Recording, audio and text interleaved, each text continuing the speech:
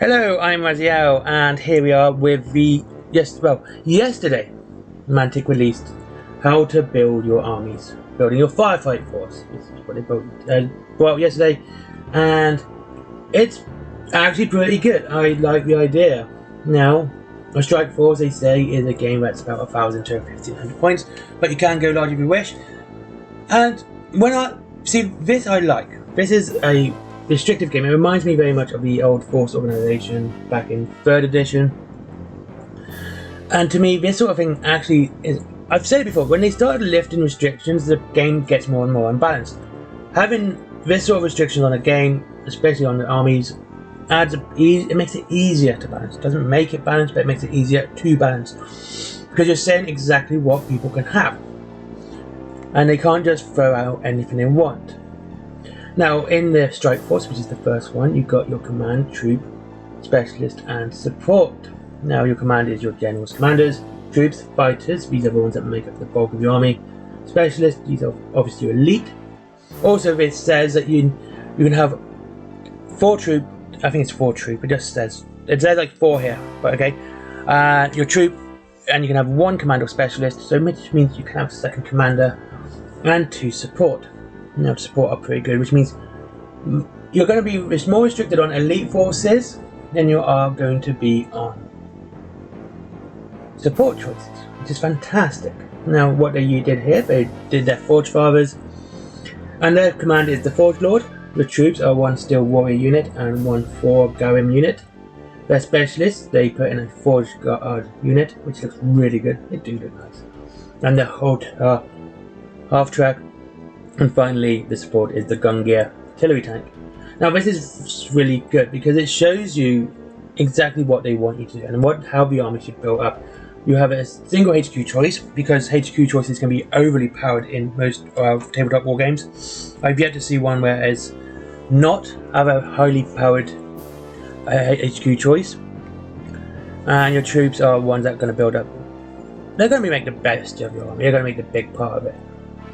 And having a nice tank in the back, which means you can have a nice, centerpiece model for your support, and that's something that is always good. Having a nice bit model at the back, which is a nice centerpiece, and can really show off and bring your army together around a certain point. The Gungear artillery here, obviously, is showing off the heavy weapons and armor of the Forge Fathers, so making it look like it really fits, and I like it. And of course, some units or upgrades are unique and marked with a 1 to indicate they're going to be taken once. There are general limits on duplication of commands, specialists, and support units. Within these normal games to ensure variety, realism, and balance. Like I said, this does add balance. However, obviously, if the bigger the force, you can obviously take more. Up to 999 points, it's 1 of each entry. The rest 1 specialist, 1 support. 1,000 to 1,500 points is up to 2 of each entry. 1,500 and 1,999 is free, and 2,000 plus you can add an extra 1 for each duplicate entry for each 500 points, which is absolutely fantastic. It's really well making it well balanced and showing you off how to do a fun army, and and making the game pretty fair. And given that the new firefight box is absolutely fantastic, it's a great looking box. I tell you what, the vermin in it are some of the best looking, and adding that with Forge Fathers makes it such a fun looking army. It looks like it's going to be really, really fun to use. It looks like it's going to be a box that if you get with a friend, you're going to have a fun game with that. You really are. Anyway, so the next one is building a battle group. Now, this is a different type of army, obviously. It is a mechanized armor. I do like mechanized forces, especially when it's things like GCPS. Oh, the Imperial Guard, ones that tanks really work, and so here we go. And these are for the really big games, the Annihilation games.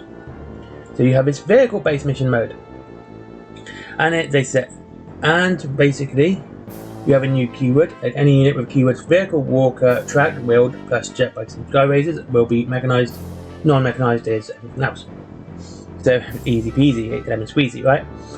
The non-mechanized units need to have either the aerial deployment keyword or capable of using a transport to begin a game inside a vehicle. Fair enough. It's very simple. Each game is played at a points level. This game mode is bigger and better. You can play smaller engagements if your table space is limited. But this is basically for the bigger games. Again, it's just something that makes sense for what you need. You have a command, mechanized, and non-command, and any 2 mechanized units. Now, we use the TCPS for this. Their command unit is the Canis Command Mule. It's a fantastic looking model. I do like it. It's so sci-fi. It's so... oh, I just think that's one of the most sci-fi looking models I've seen in a long time. It's a good job at Mantic are really pushing this sci-fi aesthetic. I mean, it's got wheels and it looks like it's a mix between Alien, you know, the APC and Aliens, and I'm trying to think of the other one. It's going to come to me.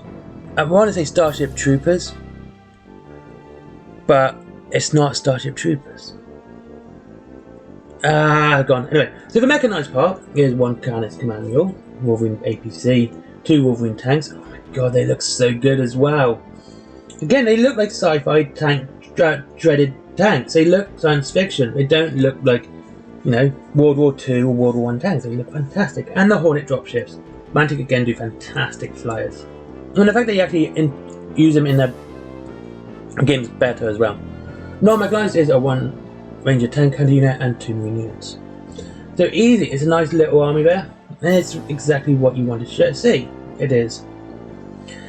And like I said, having these restrictions inside a game, such as Firefight, Warhammer 40k and anything, makes it easier for them to balance. Because you're literally saying what you can take for everyone. You're not adding any more options or anything else. Saying, right, this is what you can take. You can't take anything outside of this. For this amount of points, you've got to be able to take this. And it makes it a fun game, because it means if you're playing someone else, you've kind of got a good idea of what they're going to be fielding straight away. You're not going to be worrying too much about what they're not fielding or what they could be adding. And they can't really cheese it with extras, you know, extra tanks or anything else that's going to add too much. Which is good, you know, it's cheap point stuff for the elites that are cheap points, stuff like that. You know, they're big tanks with big gun butters, you know, stupidly low points. So they can't be doing that. And I said this to my reply to the Outer Circle, that one of the biggest issues that Games Workshop has done is that they've been removing restrictions from the games. The fact that Mantic are now going with Firefight and adding these restrictions to building your army for a game. I mean, obviously for things like you're going to be narratives or stuff like that, you know, you don't really have to follow them that much.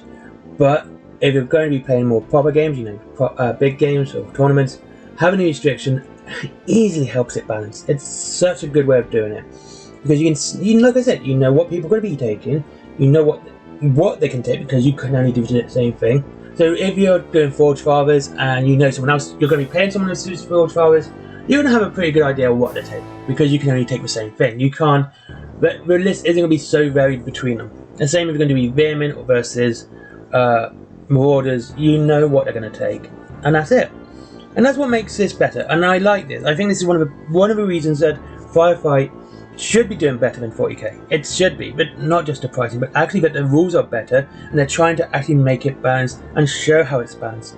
And when they do things like this, which makes it balanced even more, I've just said balanced so much, and it's fantastic, and I like it. And I think that, again, Firefight is some game that everyone needs to be playing and should be, you know, supporting over 40k, because they are doing better jobs. They're listening to Mantic are listening to the War Table community.